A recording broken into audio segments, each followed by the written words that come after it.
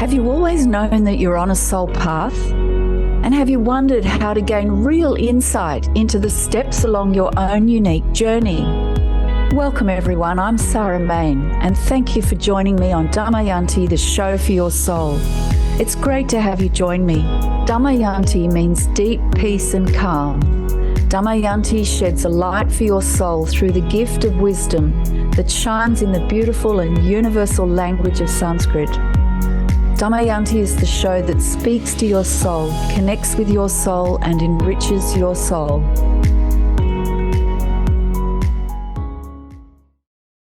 Hi everyone, welcome back. Welcome to Damayanti, the show for your soul with me, Sarah Main. And today I'm going to be talking about, is the present moment just for the privileged few? You know, those special people. Is the present moment, living in the present, just for the special few? Because, I mean, let's face it, everybody's talking about it. They have been for a long time now, and, you know, running seminars and talks, and there's tons and tons of material on it. But in the end, do you feel that it's really just for special people, for those people that can learn about it, and it's not for you? So we're going to talk about that. We're going to explore that whole concept, hopefully clear out any excuses or ideas you might have. And I'm also going to guide you through a beautiful, relaxing awareness exercise in the second half of the show. And that's really lovely. Give yourself a little break and join me in that. So let's get into it. Let's explore mindfulness and living in the present. So just consider this. Let's just open our minds to, is mindfulness, is presence, awareness, higher awareness, self-awareness, present moment awareness, being in the present moment, being in the present, being here, being in the now, and etc., etc., etc. Tons and tons of other ways of describing it. However you name it, is all of that, is any or all of that just for the privileged? Do you have a feeling that that's just for the privilege? In other words, not you, only for the well-off, maybe exclusive to the successful people, possibly restricted to those with higher education, you know, someone with a college degree or more, limited to those that have attended retreats and seminars and been to one of the big speakers, you know, that they can have mindfulness and not me. In other words, do you feel that living in the present, living in the here and now, is for people with spare time and spare money? Now, just think about that for a sec. Just reflect on where you feel you sit with all of that, where you land. And now, if it's for everyone and not just an elite, let's consider, let's go further. Is it only for special occasions? To be pulled out of your bag of tricks, your personal kit bag of inner resources, maybe in times of dire need, of emergency, life and death. That's when you've got to be in the present. Or on the other hand, that you only resort to this when the situation's easy, you know, perfect conditions, optimum conditions, when the kids are asleep, the dishes are done, the laundry's folded and away. Maybe you're sitting on a beach watching a perfect sunset on a summer vacation. You're feeling more relaxed and in the present moment then. Is that when presence is relevant?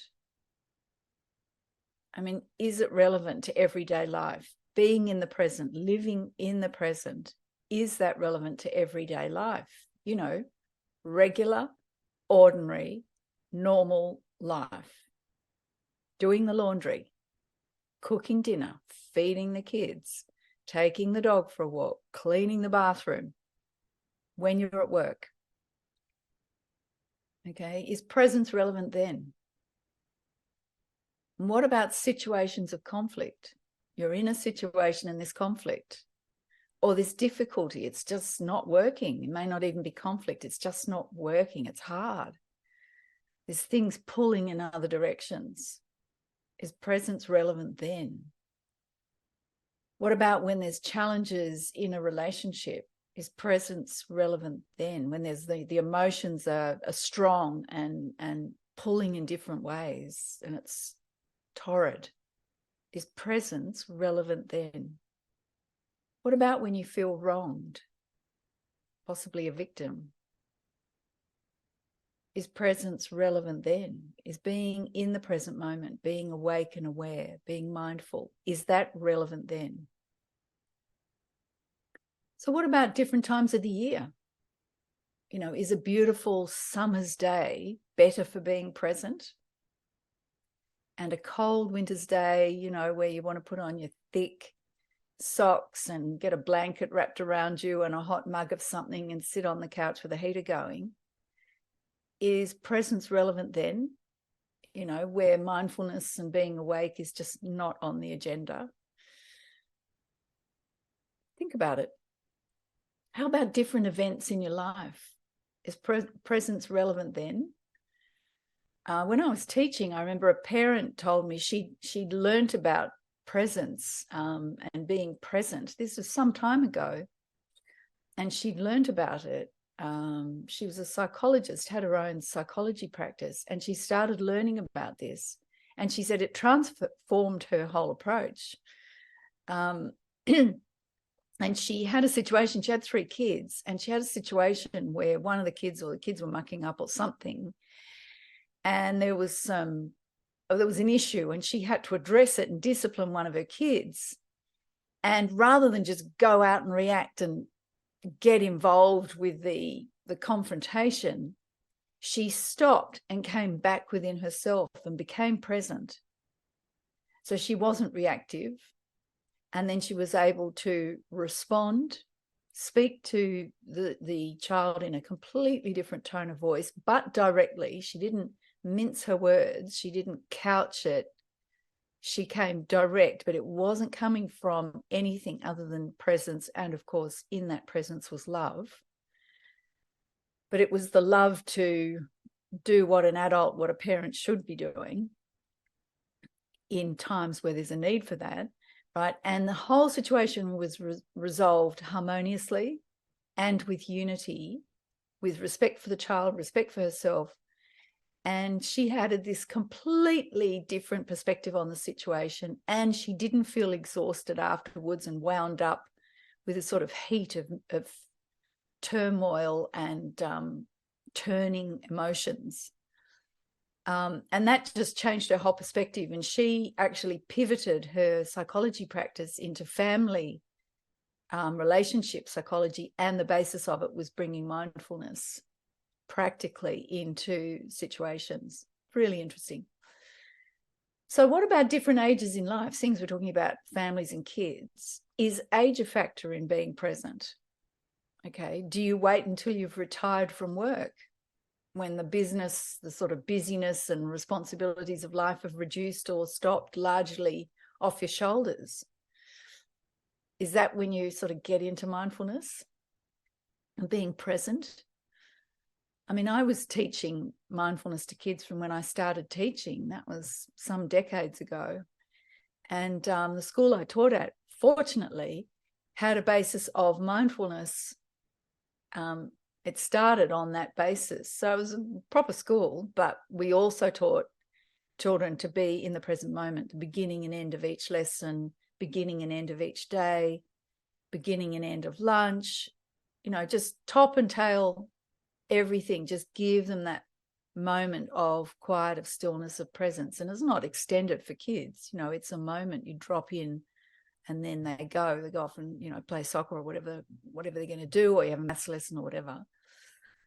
But it was very simple stillness, immediate stillness.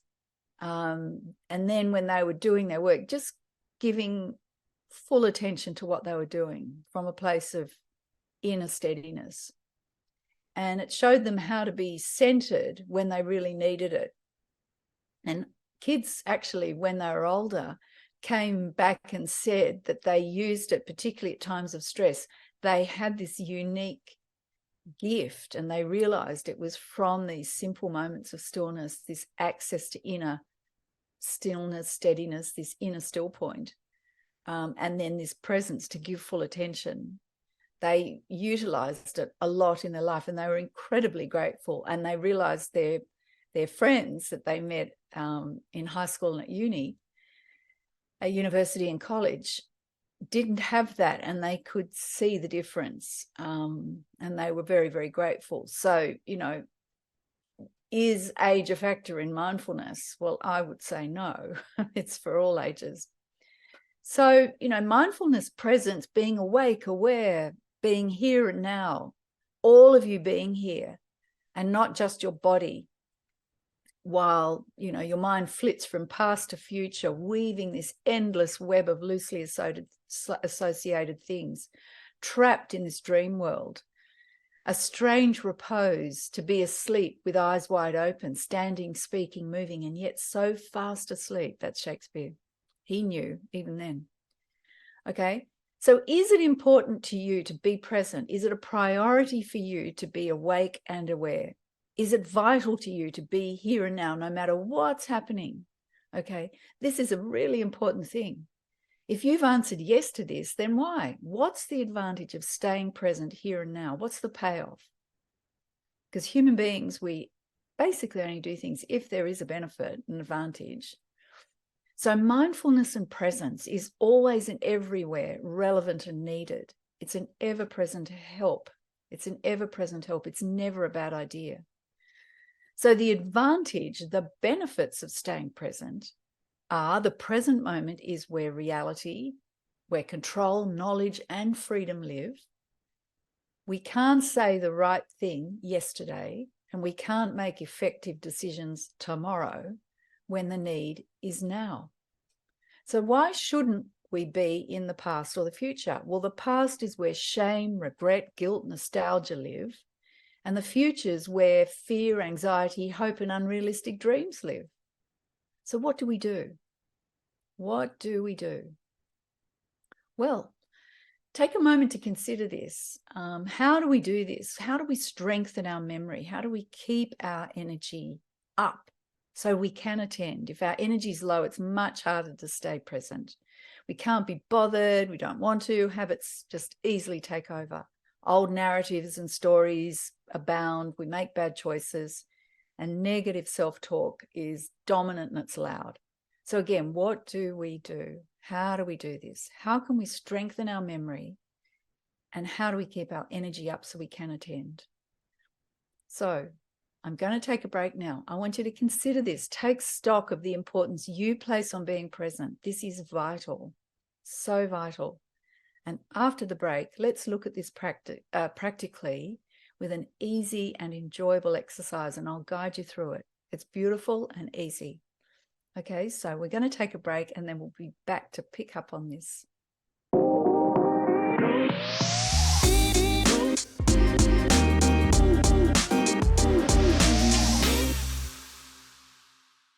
Welcome back, everyone. And we've been talking about and questioning and exploring this whole area of being present, being mindful. Is it relevant? Is it important to you? Is age a factor? Are situations, easy situations, hard situations? Where does mindfulness, presence fit in? Is it something separate that you bring in? These are all the things we were exploring in the first half. And now I want to sort of really zero in on this, and particularly this area of importance. There's a very traditional story or an example that's used about a student that goes to a spiritual teacher and says, teach me higher wisdom, higher knowledge, higher awareness, self-awareness, self-realization. And the teacher doesn't say anything. He just guides the student out to the river, and they walk into the water, and then the teacher gets the student and gets his head and puts it under the water and holds it there. And the student starts struggling and, thrashing around in the water. And then after a moment or two, the teacher pulls his head up and the student says, "What are you doing?" I was gasping for a breath. I thought I was going to die. And the teacher says, "Until you want higher knowledge as much as you wanted that next breath, then I'll teach you." So that's the level really where you've got to see it as absolutely vital. It doesn't matter whether you're cleaning the bathroom, doing the dishes, speaking at some amazing event, at some incredible, wonderful situation, or dealing with conflict. It's a 24/7 universal, always relevant thing, being present, obviously. But it gets sort of wrapped up in this specialized situation, only for special occasions, only if I can get to a speaker, one of the sort of big famous speakers, only if I can do this, all these sort of excuses. Whereas being present here and now is being present here and now, right? And there are lots of, the suppressed material and stuff that rises within us. As soon as we get in the present, there'll be something to knock us off. And that's just bad habit. So we need to actually strengthen our memory and cultivate good habits and cultivate the strength now, so that when the challenges arise, we have that strength and ability gathered within us, right? And that harvest we can utilize when we really need it the most. But the practice needs to start when we're not in those challenges. It really does. We need to cultivate awareness now so that it is the way you live, being in the present and not trapped in some dream world in the past or the future. So I want to guide you now, if you'd like to join me, through what I call the anchor exercise, the anchor exercise. It's actually from my book, Conscious Confidence. I'll show you. That's the title. There's the front cover. But I put all these exercises in there, and I thought I may as well guide you through one now, because it is easier if someone's guiding. So the anchor exercise or practice helps establish a strong and steady inner still point. Right? That's attractive. Strong and steady inner still point, a place within yourself beyond the chatter and unsteadiness of the mind and the constantly changing feelings. Doesn't mean the thoughts and the feelings aren't there. It's just you're beyond that. You're watching them. You're aware of them. You're steady in a still place that is beyond that. It's a point where you can observe the world accurately, a point from which you can readily respond and take effective action. You can discern what needs to be done and respond. So let's practice together now. So you can sit comfortably. You can practice this standing up. You can have your eyes closed, eyes open, doesn't matter. It's very simple. You don't need any special equipment. So this just gets rid of any excuse that it costs money to be present. It's right here now within you. You can do it standing. I wouldn't advise necessarily whilst you're driving or operating heavy machinery, just a little safety warning there. Just for the purposes of this, take a moment. It only takes a few minutes. Sitting ideally, standing certainly. I wouldn't advise lying down. You certainly can, but you'd be inclined to fall asleep. And for the purposes of the anchor, to cultivate presence, you don't want to be falling asleep, all right? So better to stay awake in this instance. Okay, so that's all my sort of introductory comments. So sit comfortably and relaxed in a chair or stand easily. And now slowly take a deep breath in and exhale. No force or tension, just easy and natural. Repeat that, another breath in.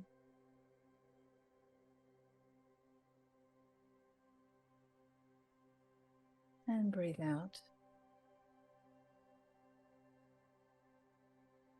Once more, breathing in. Pause for a moment and breathe out, letting go of all tension. Just be calm and relaxed. Now become aware of your body sitting in the chair or standing on the ground if you're standing. Become aware of your body, your whole body. Feel your feet touching the floor.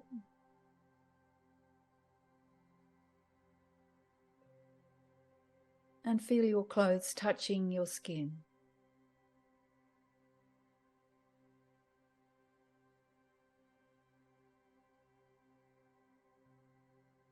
And feel the air touching your face and hands.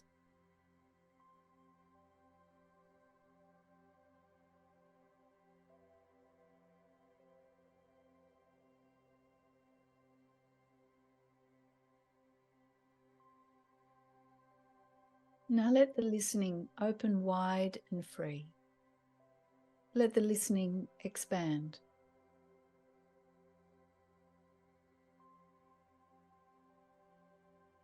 Listen past any thoughts in the mind.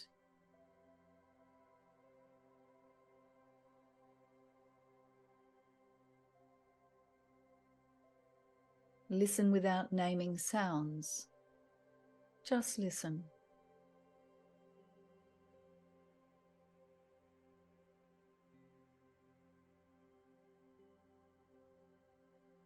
And if thoughts and names and chatter enter the mind and comments, just let them easily come and go, like clouds passing across the sky, and gently come back to listening. Come back to awareness here and now.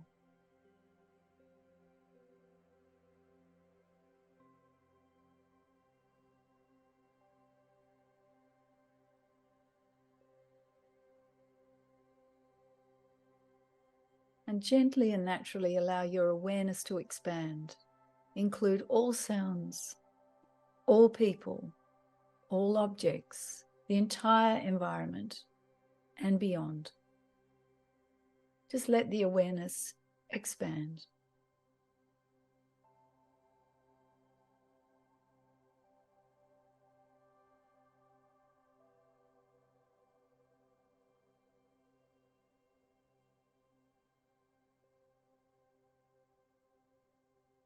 So there we are, a simple awareness exercise. Just a few minutes of being present, cultivating presence. I was introduced to this simple exercise of present moment awareness, of awareness of the senses, when I was 10 years old. 10 years old. This was a long, long time ago, before the term mindfulness came on the scene. And there's much around about this now, but I learned this at a young age, before all of that that's around now existed. No one talked about it. It wasn't in the mind at all. But I was taught that exercise when I was 10 years old. So this is not new. And from my own experience, there is no age barrier. There is no situation where this isn't relevant. You just need to know about it and practice it and cultivate it. Being present and awake and aware is timeless. The present moment is timeless, ever present, always available, no matter what's happening, no matter where you are, no matter how you're feeling. Ever fresh, full of beautiful energy, enlivening energy, full of knowledge and full of pure being. So I would say to you, practice once or twice a day, just for 2 minutes, coming into the present moment. Try making this a regular part of your day. Start by setting an intention that you'll practice, a goal. Practice daily for 2 weeks, twice a day, morning and evening. They're good times. So that's only 14 times, twice a day, 28 times, not long. And morning and afternoon, and morning and evening are good times to establish a new and good habit. So give it a try and see what happens. How do you feel after 2 weeks even after 1 week. Practice and good luck.